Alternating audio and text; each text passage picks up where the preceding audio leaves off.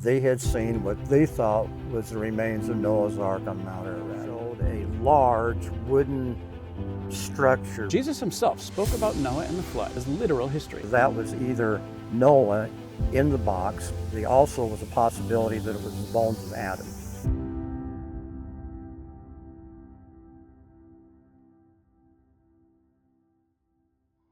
Hello, and thank you for joining us today. My name is Chris McKinley, and today I'm going to be interviewing a man with a very interesting story related to the search for the archaeological remains of Noah's Ark. For those unfamiliar with this topic, and just to give a bit of background, this is not a fairy tale. The biblical record of the global flood, though controversial, is historically accurate. The search for the landing place of the Ark is a quest dating back to the rebirth of human civilization. This quest has been documented by such historical figures as Gilgamesh, Alexander the Great, Herodotus, Josephus, Hippolytus of Rome, and Marco Polo. Jesus himself spoke about Noah and the flood as literal history, which is why Christians who believe the Bible should do the same. The modern-day theory of Darwinian evolutionism stands in stark contrast to the words of Jesus and replaces God with time and chance. The institutions of this world are very invested in it, so invested that any evidence to the contrary of their theory is quickly hidden away or ignored deliberately. I talk to many people who say they would believe in God if there was any evidence. So today, we're going to be talking about evidence. Evidence of the biblical account of the global flood. Probably the most famous person to lead multiple expeditions in search of Noah's Ark was U.S. astronaut Jim Irwin. In 1982, Earl Cummings joined Jim Irwin on one of his expeditions. Earl would go on to lead multiple expeditions up Mount Ararat, and he and his wife Violet would write books about the search for Noah's Ark. One of the people they interviewed back in 1978 was a man by the name of David Duckworth. Today, we have the honor of interviewing the same man, some 55 years later. David Duckworth was a volunteer at the Smithsonian Institute back in 1968. And while he was there, he was a witness to the findings of the third Ararat expedition conducted by the National Geographic Society in conjunction with the Smithsonian Institute. David, can you share your story with us? Well, first of all, of course, it's been about 55 years since it happened, so, time passes and so does memory, at least with me. At any rate, I lived at Fort Belvoir, Virginia, at that time, military base. My dad was a colonel in the Army. And my mom saw an article in the newspaper, the Smithsonian was looking for volunteers.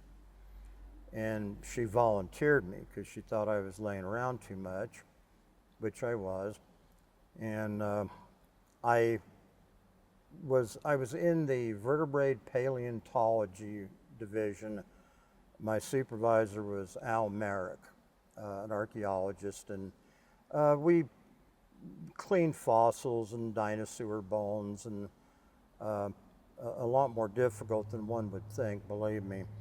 The cafeteria was on, you might say, the basement level of the Smithsonian, and to get there, normally I would take a shortcut which involved going by the underground loading docks. One time, this friend and I, we were going to the cafeteria for lunch, obviously, and they had these boxes in crates, and they had this, what attracted me to it was, there was like a marble sarcophagus, a oblong box made out of marble or alabaster. I was told alabaster later.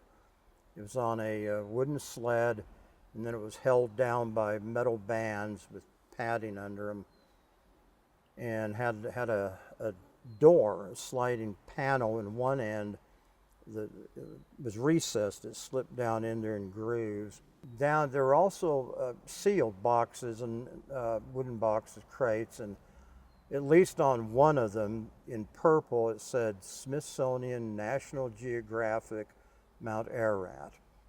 And I had heard stories from my mom. She was a WAC in World War II, and she knew a lot of aviators. And a few of them had told her their job was flying what was called the hump. And that was before they completed the Burma Road. And that they flew over Mount Ararat on a regular basis, and that some of them told her they had seen what they thought was the remains of Noah's Ark on Mount Ararat. Okay. And that's really all I know about that. But she told me that. I thought it was interesting. So at any rate, after I saw these items and a few more, I told them about it, what I'd seen there, and frankly, I thought no more of it. It was interesting, that was all. And then, of course, I came to Farmington, New Mexico, and I was working at the Farmington Magazine and Bookstore, and I had a lady come in, an older lady, nice lady, and she asked me if we had if the books that her and her husband, Earl Cummings, who was a real estate dealer, had written about Noah's Ark. And of course I told her, well, what's the name of the book? And she said, is it Noah's Ark fact or fiction, I believe. And I told her, I said, well, I don't know, it's fiction. I said, I saw something like that at the Smithsonian, of course, and she put me on to Earl Cummings. And then I got together with him, and we talked and visited, and then we got to be actually pretty good friends. Lasted for years. He's long gone now, of course. Great guy, though, great guy. Good real estate dealer, too. A little bit crooked from what I've heard, though. Anyway, you got to make a living. But anyway, I told him more that had happened, things I'd seen, and he actually included me in my story in his next book, which was like Noah's Ark fact or fable, something along those lines. I don't think it's in print. You can probably find it on the internet if you wanted to. I've done 4 or 5 different interviews with people on it, and now I'm with this gentleman right here. So what was the atmosphere like on the day that you saw the crates and the stone box and everything among like the employees, and what interactions did you have with the people who were connected with the expedition? Well, you got to remember, okay, I was in vertebrate paleontology, okay? Mm-hmm. This stuff they took it to what they call physical anthropology, okay, which I guess is dealing with people, culture, history. I can't remember, honestly, if it was the same day or a couple of days later, but there again, I had cut through, the Smithsonian is huge. And a lot of it's below ground. Mm-hmm. What you see on display is like 1% of what they got. There's rooms the size of Walmart's, packed with shelves and stuff. You wouldn't believe it. And they've got stuff that has never been opened that literally is dated to the 1800s. Casts of dinosaur fossils, still in the plaster and the wrap. I vaguely knew a guy named Dr. Robert Geist. And he was an archaeologist deluxe, and I talked to him a few times on other things. Again, I honestly can't remember what brought it on, but I wound up in his department, which I think was on the 2nd floor. Could be wrong on that one. He was looking through this viewer thing up on like 4 legs, stood off the table at these photos, kind of gray looking. And I, hey, Dr. Geist, what you doing there? And like, Dave, check this out. Yeah. So I looked through, and actually it turned out they were infrared photographs that had been taken from a tethered balloon. And I was told they were from Mount Ararat. And in these photographs, it showed a large wooden structure, very, very collapsed, very encased in snow and ice, portions visible. He told me that there were some people thought, of all things, they thought it could be Noah's Ark. And of course there again, it's like, oh wow, really, that's interesting, So anyway, I looked at some of these pictures with the magnifier, and they showed, it was a compost. It was like maybe, I don't know, couple feet by a couple of feet, but it was made up of like different pictures that have been cut and then put together to make a mosaic, all right? Mm-hmm. He also had pictures of some artifacts that they brought back, and actually in a tray they had some of the artifacts, and There were also photographs up on a cork board of the people themselves at the site, as I understood it, all right? Honestly, that's really about all I know about it. I mean, it was interesting, but to me, it wasn't any massive thing. I mean, I was, young and everything and living my life, and that really is the story. I mean, there are details, I guess, but that essentially is what I saw, my part of it. You had mentioned seeing the large stone box, possibly marble or alabaster. I was told alabaster. Oh, okay. Yeah, it was that. That's what I was told. What at any rate. size was it about? It wasn't huge. It was 5 feet, something like that, between 5 and 6. A little bit over maybe 2 feet high, oblong, of course, and had that panel in one end, and it had 2 holes drilled in the top of it. The panel was about 2 inches thick, I suppose, and I was told that was how it opened up. You could see where it was set into grooves that had been cut into the stone, like that, and it slipped down in, and so as a result, in the front of it, it was slightly indented, maybe an inch, something like that. I was told by another person, I don't remember his name, that they thought that possibly that was either Noah in the box, and I had another guy tell me that there also was a possibility that it was the bones of Adam. That's what I was told, and that's what I'm saying.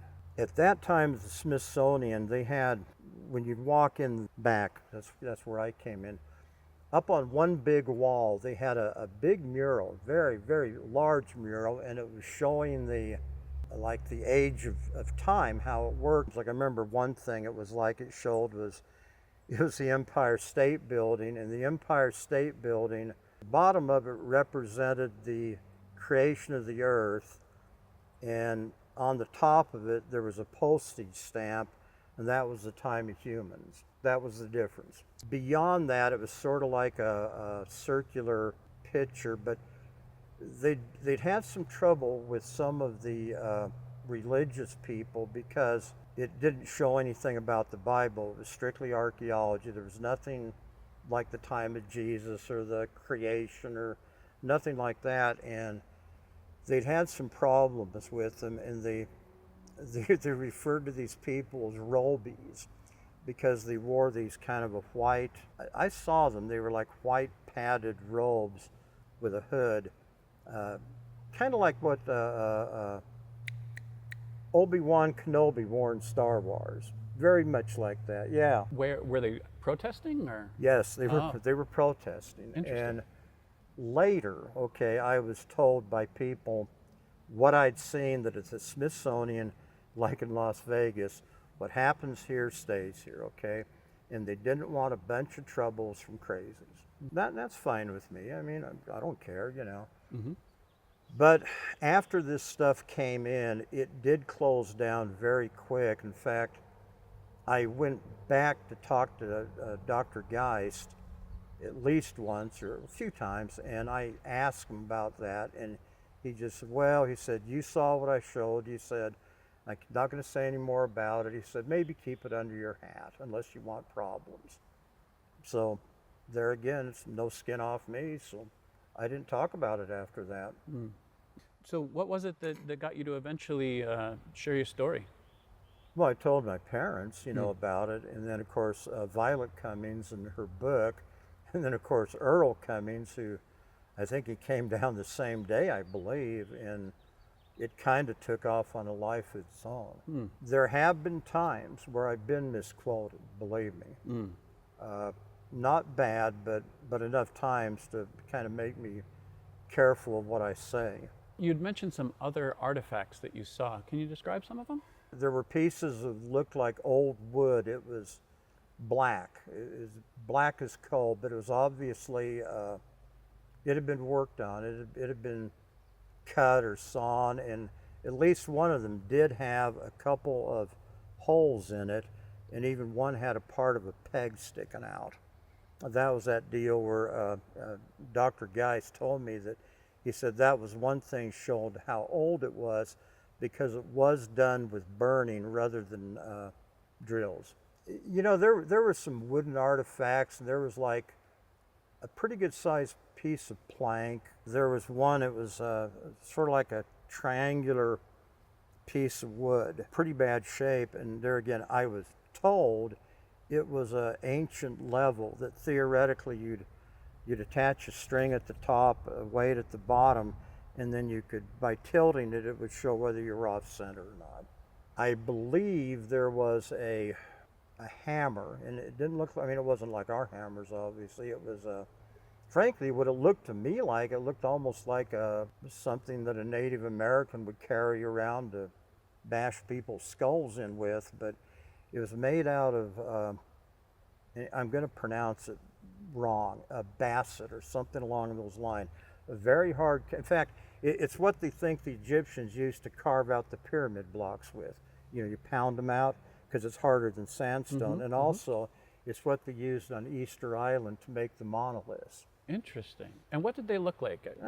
About the size and shape of an orange. Okay, so they were around like a lemon. They were they were spherical. No, they were kind of pointed at both ends, rounded points like this, and you can see on the side where it had been grooved in, probably to hold like a wooden handle. Okay. There was also, I do remember, what looked like a wooden trenching tool, and it was wood. There again, dark wood, very rough, broken up, and it actually had part of like the handle in the top through a hole, and then had been wrapped, and there was actually still wrapping there, but maybe 6 inches of handle. It was shaped kind of like a grubbing tool. Well, you can buy them down at Ace all day long. In fact, that's exactly what it looked like, a grubbing axe, they call it, kind of a wide blade, but it's wood. Okay. I'm gonna say there were the remains of woven baskets, at least 2, or at least the bottoms of them. The tops were way gone. And you know, that's really about it, I guess. Now, one thing that you had also mentioned on the phone was seeing a tablet. What size was it, and what did you see on that tablet? It would have fit on top of your paper there. And there again, very broken up, although it did have at least one flat edge and a corner rounded. And it had, to me, it looked like chicken tracks. I mean, there's no other way to put it, you know, I mean, which later on my own, it looked like what they call cuneiform. It was like an early Assyrian type of writing. In fact, one of the very earliest. I saw very much the same thing. It was on a National Geographic special about the Hanging Towers of Babylon. Yeah, yeah, there we go, from Darius. If I had to say what did it resemble most, I'd say that. Okay. Now, to backtrack to the pictures that you saw, the area around the Ark, what did it look like the topography? Very broken, very jagged. There was definitely, at least on one side, the upper side, it looked like there was a pretty steep gorge, or at least the edge of one, and then drop off. As for what farther, I have no idea. Like I say, I was told it was taken infrared because the whole area was covered with a fairly light dusting of snow and mud, although there was one area on there you could see where there was a hole, and there was like, you could tell it was wood, like skids or 2x4s. I was told later that was actually in the object itself, and it was ice, but they'd melted it out with thermite bombs. Really? Yeah, thermite's like, it burns hot. Super man. hot. Oh man, hotter than you want to be around. I mean, it's made out of powdered aluminum, I believe, but I'm not sure. But they'd actually got into it, and I saw a sketch. It wasn't a picture, of the sketch of what they thought was like a room or a stall, and it very obviously had like uprights, and it had like what was left of like partition boards. As I recall, the floor was slanted, and in the center, it looked to me like there was a drain built in. I don't remember anybody telling me it was a stall, but that's what it looked like to me. But they had got in the thing. And there was actually some photographs, black and white, but they were just sort of jumbled. It was like beams and like light walls that had fallen over, like collapsed upon themselves.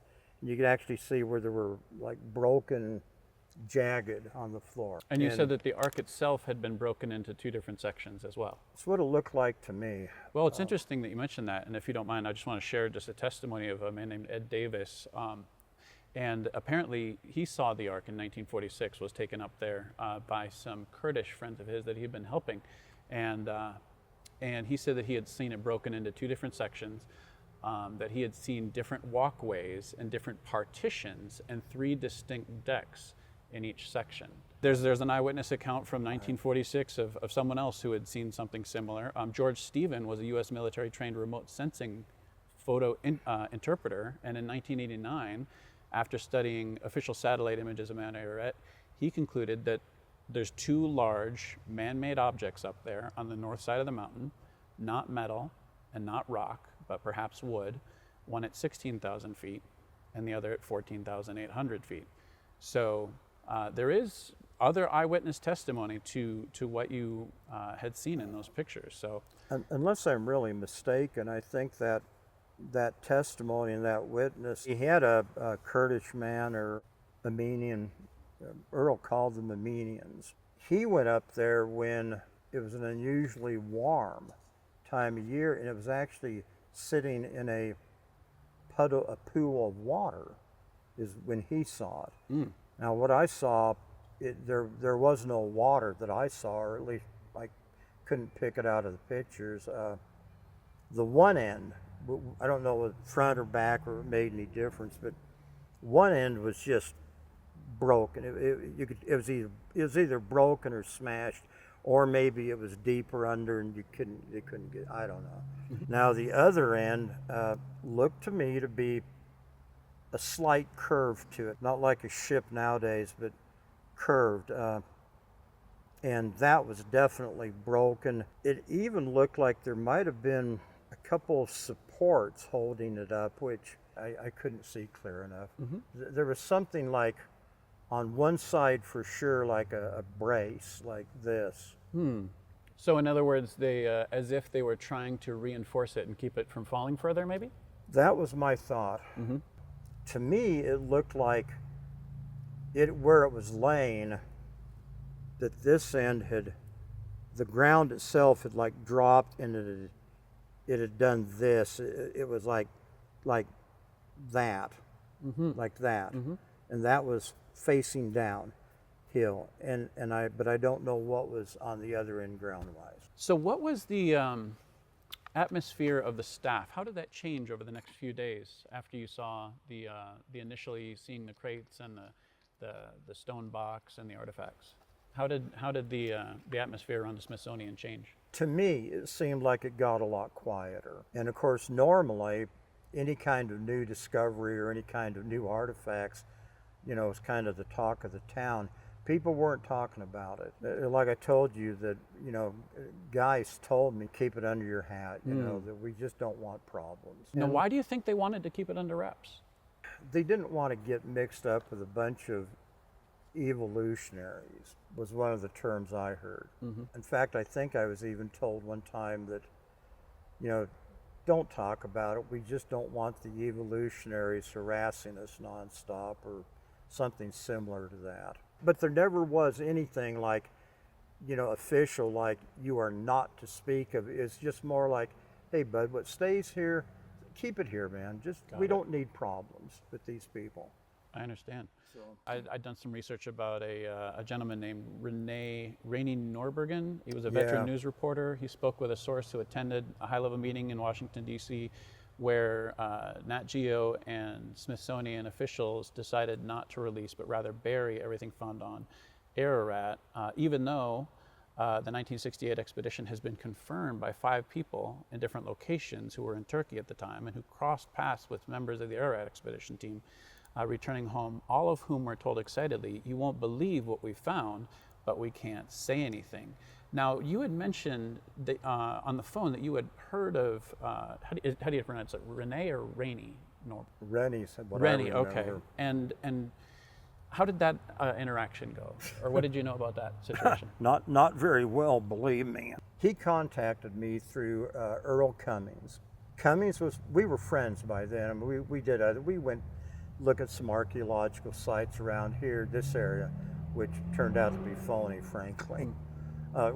Some guy said he had Viking pictographs and writing on a stone somewhere south of Gallup. We went down there. Frankly, it looked like the guy done it the day earlier to me. I wasn't at all impressed.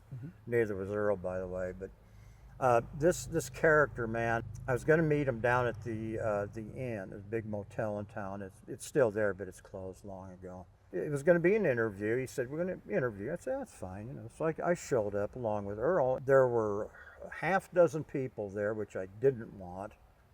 And he basically just told me, he said, well, first of all, we're gonna run a polygraph. And I wasn't real pleased with that. I don't have a whole lot of faith in that, polygraphs. It's too easy to get a rat jacket on one. And then he told me afterwards they were going to give me sodium pentothal. And frankly, I just turned and walked out. That was it. And there's nobody we're going to stick me with a needle I don't know. Yeah, no truth serum here. We believe you. And knock me out. That's just not going to happen in this world.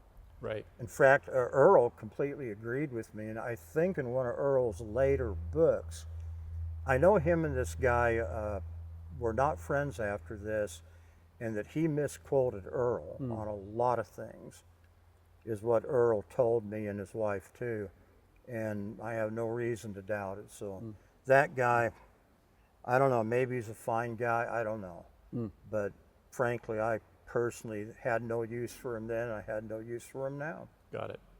So after spending so much time and money on this expedition, it must have been difficult for the researchers to sit on all that evidence. Do you think it's possible that they might have released some of their findings at some point, but with some type of cover story by chance? I have no idea. I heard one time, it was kind of an odd deal, man. I was working down at Ford Corners, a service department, and we had this car come in. It was strictly kind of the standard men in black car, which I don't believe in that men in black business, by the way. But there were these two guys in it, and I was changing the oil, and one of them came out, and because I had my name tag, David, and he said, "Are you Dave Duckworth?" I said, "Yeah." And he goes, "Well, I'm so-and-so." "No, really, where are y'all from?" And he said, "Well, we work for the FBI, or CIA, I don't remember which." And he said, "You're the guy who claims he saw Noah's Ark." And I'm like, "Well, I saw something." He says, "Oh, do you also see flying saucers?" I'm like, "Not lately," or something like that.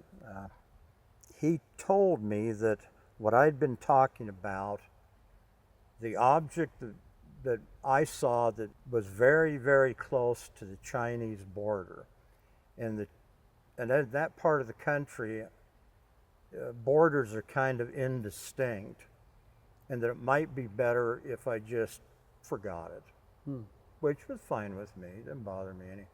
I don't know if I told Earl that or not. I just don't remember. So in the past decades, have you had a chance to track down anyone who was a part of the expedition or your former team members at the Smithsonian and talk to them? Or No, a friend of mine, his name was Gene, and I'm going to leave his last name out. He was a volunteer too, although he was working in physical anthropology. But in fact, I was with him when we went through the loading area. I did say that he saw that at least, and yet Earl Cummings actually contacted him, and he said, and I remember this one because I was there when he was doing the interview, and then I talked to Gene myself, and then he called me later. I said, "Gene," I said, "you remember that sarcophagus and those boxes we saw, supposedly Noah's Ark?" And he goes, "Oh yeah, definitely." And then he said, "Well, wait a minute, not really. I got to call you back." I said, "Okay." And he called me back maybe the next day, and he just told me, "Dave," he said, "I don't want to get mixed up in this. I know what you're talking about." He said, "I don't want to be mentioned. I'm working in a government job, and I'm doing real good, so just drop it." And that was the end of that. And I've never mentioned him since, except right now. Yeah. Do you have any idea where the sarcophagus might be at this time? Absolutely none. Could be anywhere. I mean, you're looking at huge buildings. The Smithsonian's 2 stories underground. Let me ask you this: Have you ever had a chance to research any of the other expeditions besides the one in 1908? Perhaps the one finding Noah in 2014, or In Search of Noah's Ark 1976, or the Bart LaRue's The Ark of Noah in 1975? You know, I've seen some stuff on TV, obviously. You know, like National Geographic Channel, and it's interesting. It really is. I mean, once you've been mixed up in this, you do have an interest. I've got at least a couple of third-party books, you know, like about weird and unexplained. Okay, and 2 of them actually do mention me. One of them they call me Daryl Davis, but that's fine. A name's just a label. And then I actually got on Wikipedia one time and and there again I was mentioned there, but as any direct knowledge of any expeditions, the answer is no.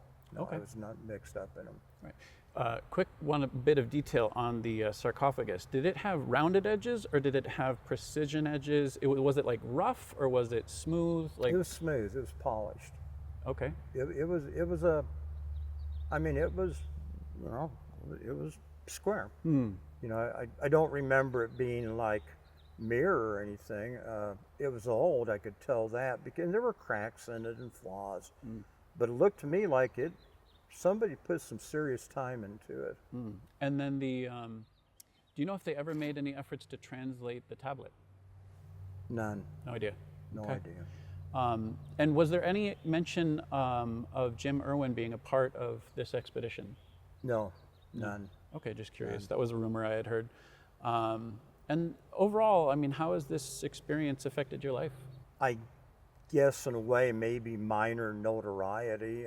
It hasn't created any big epiphanies in me or anything. I mean, it just something I saw. I mean, and what I keep telling people on this is, this all happened very, very briefly. I mean, it wasn't like I stood there for hours. It was a few minutes, you know, like, hey, Dr. Geist, what you got there? Oh, Dave, yeah. Oh, wow. Well, goodbye. That was that. I mean, I was absolutely nothing, nobody, totally zero at the Smithsonian, okay? Although Al Merrick, he did talk to Earl Cummings, and there again, I was sitting right there. He had a speakerphone, early one, and he said he vaguely remembered me, yes. So that was confirmation that I was there. And I guess I had a meal ticket, a meal pass, where I got free lunch, okay. He told, Earl asked him about that. He said, well, that he was in different things now. He became a sea shepherd. And I don't know if he's alive or not, but he said that was in the past, and he preferred not to speak about anything internal to Smithsonian. So that was the end of that one. Just in conclusion, 2 more questions. What's your understanding of why God told Noah to build the ark? I have no idea. I truly don't. I'm not an atheist, but I'm not a scholar either. I mean, you know. Yeah. Well, just to share a little bit, and for the benefit of those listening, the time of Noah's flood, before that, the earth had become very wicked, and God basically decided to judge the planet. So God decided to save Noah and his family, because Noah and his family followed the Creator, and he was actually a preacher of righteousness. And so yeah, that's the reason God sent the flood. In fact, for those who are interested in researching why God sent the flood, read Genesis chapter 6. Well, take a good look at the world right now. I'd say it's pretty fair wicked right now, personally. But you know, I saw an interesting thing, man. That this has nothing to do with Noah's Ark or anything, even reality. But you know, supposedly it was like God did the rainbow, His promise not to flood the world again. Okay, I'm going to say it there again. It's ancient Babylon. Could be wrong on this. But actually, in Babylon, a rainbow is not a promise not to flood the world. It's when God laid down His bow of vengeance. That's the rainbow. Interesting. The bow of war. Yeah, that they because would that make was that their connection. yeah, that was their major weapon back then, and that symbol was like, I have hereby laid down the bow of war. I will no longer make war on man, because he'd done some other things like Sodom and Gomorrah and things like that. I mean, the Old Testament God, man, he was not a nice person. He was mean, boy. I mean, he didn't mess around with people. Well, But anyway, he's the has same nothing God to do yesterday, with- today, and that forever. has nothing to do but with it. we have access to him it's and just- to his mercy these days. That's the good news, right? Same yeah. God, but let me, and that actually ties into my next question. And what is the understanding of why God sent Jesus to die on the cross? You know, I've read and seen all the movies and everything, and honestly, the mind of God, I have no idea, no conception. He may know mine. I don't know his. Well, just in a nutshell, we've all sinned and fallen short of the glory of God. Every single one of us has wickedness in our heart, just like the people of Noah's day. And because of that, we deserve punishment, just like we would punish a criminal for their crimes. As human beings, we store up crimes throughout our lifetime. And if we had to pay for those crimes by ourselves, we would get the death penalty, just like the people of Noah's day did. Through faith in what happened on the cross of Jesus Christ, we can actually have our death sentence commuted. In other words, we broke God's laws. We've all either lied, stolen, used God's name in vain, disobeyed our parents, broken all the 10 commandments, right? Every single human being. Because of that, we deserve punishment. Well, but I hope you haven't murdered anybody. in my heart, I've hated people, right? And Jesus made that equal, right? So yeah, we've all had it then. So Right, it doesn't make yeah, a whole and lot of that's- difference. right, and that's the bad news, right? That we've all broken his laws, but we have access to his mercy through the final sacrifice of Jesus on the cross, right? He said, repent and believe the gospel, turn from your sin, trust in Christ. If we do that, God will take the death sentence off of us and forgive us of our sins, give us a brand new heart. We can know for sure we're going to heaven when we die. That all may be true, and I might be getting into hot water here, but I don't think what you think counts a bit. We can't be responsible for our thoughts. Thoughts are us, okay? It's not what you think, it's how you do. It's like this buddy of mine, and take his name out of there because he has nothing to do with this. Sure. Boy, buddy was a hellraiser, man. I mean, he was a deal. I mean, this buddy of mine was totally in a class by himself. Heavy drinker, hellraiser, man. I mean, this guy was wonderful. In his later years, he got converted over.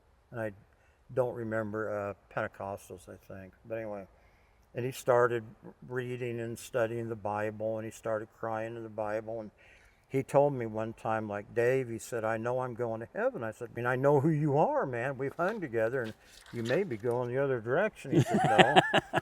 No, he said, because, Dave, if you accept Jesus, you're forgiven. Whatever you've done, you're forgiven. You can be a mass murderer, you're forgiven.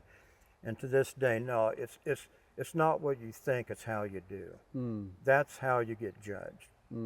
It is important And- what our actions are, for sure. But I mean, myself, before I met Jesus, man, I did a lot of actions that, wow. I mean, if I would receive the punishment for those actions, I wouldn't be here today. I'll just tell you that. But I just thank God for his mercy. But right? were they fun when you did them? Well, sure. Well, sin see, is that's what I'm pleasurable. saying, Sin's man. pleasurable for a season, of course. Hey, if you're going to do something, at least fess up to it, man. Well, and that's what I did. I actually was an enemy of God. I was a witch, and I was not friendly towards the gospel. I was not friendly towards God at all. You were into And, Satanism?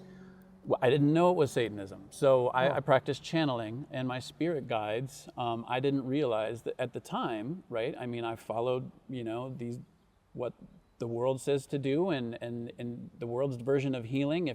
If you study Reiki, you study how to communicate with spirit guides, and that's basically what I was studying. And so I didn't realize that my spirit guides were angels of light, that the Bible says Satan can manifest as an angel of light. So you're right. It was Satanism without me knowing it. I didn't realize it. Isn't Halatial angel of light? I've never heard the name before. This buddy of mine came up with that. It was like something in the angelic wars. Halatial was Satan, and he was like the god of light, and then he fell. But anyway, that's that has nothing to do with this, but Yeah. Well, the point of the matter is that at the name of Jesus, every knee will bow in heaven, on earth, and under the earth, and every tongue proclaim that Jesus Christ is Lord to the glory of God the Father. That for me, that was what made all the difference. I couldn't stop sinning. I couldn't stop what I was involved with. It just took me crying out, Jesus, help me, and He turned my life around. But I don't know if there's an afterlife. I don't know if there's a judgment. I hope there is, I guess. It's kind of like a Christmas bonus. If you get it, fine. If you don't, you'll survive. But man, all I have to say is that if there's a Jesus, if there's a God, if there's a judgment, I hope they're very unusually tolerant in my case, or a really good sense of humor. I've got problems. well, you do have a good sense of humor as well, and Yeah, but that don't make it a custom either with other people, you know. right. Well, my point is that God doesn't look at our works. He looks at Jesus' work on the cross. And if we simply have faith in His sacrifice, we can be forgiven of all of our sin. That's how God shows us mercy.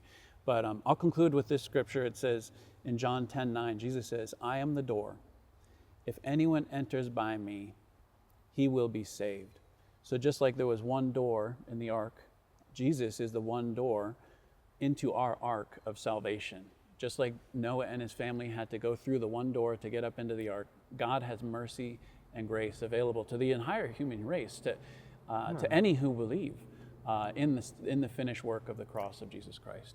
That's like the deal where supposedly he said about a rich man has as much chance of entering heaven as a camel passing through the eye of a needle, but then he also added, supposedly, and yet all things are possible. So there's that little bit, maybe crack in the corner, you know, get a chance to sneak out. So Sir, it's been a pleasure. It has been a pleasure. I thank you Has. so much.